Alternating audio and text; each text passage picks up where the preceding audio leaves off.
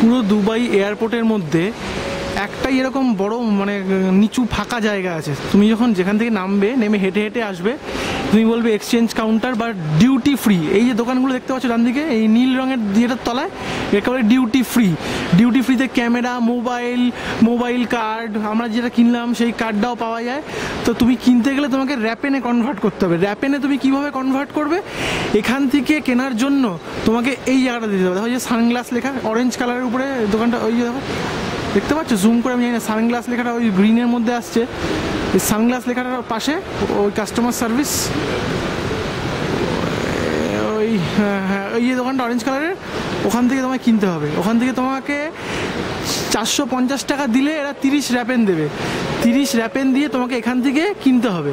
এই যে দেখো এই দোকানগুলোর মধ্যে থেকে কার্ড কিনতে পাওয়া যায়। এক ভদ্রমহিলা এখান থেকে বলবে মোবাইল কার্ড কিনবো, কলিং কার্ড দিয়ে তুমি এখান থেকে ফোন করবে। এরকম বুথ প্রচুর জায়গাতে রয়েছে এরকম বুথ। এখান থেকে তুমি ফোন করবে। ফোন করে তোমায় বলেছিলাম ওই সাদা সাদা জায়গাগুলো দেখো, এখানে দেখো দূরে দেখো নীল নীল যে জিনিসগুলো, নীলগুলো হচ্ছে তোমার গেট। গেটের নাম্বার দেওয়া আছে। এখন ঝাপসা আসবে হয়তো, কিন্তু গেট, ওখানে গেট নাম্বারটা দেওয়া আছে। গেট নাম্বার, ওই গেট তোমার ধরো প্লেন যদি 209 নম্বর গেটে দেয়, তুমি 209 নম্বর গেটে যাবে, ঠিক আছে? তাই এখান থেকে এইভাবে করে নিও। এটা হচ্ছে ফাঁকা জায়গা, একটাই ফাঁকা জায়গা আছে এরকমভাবে, বলবে এক্সচেঞ্জ কাউন্টার।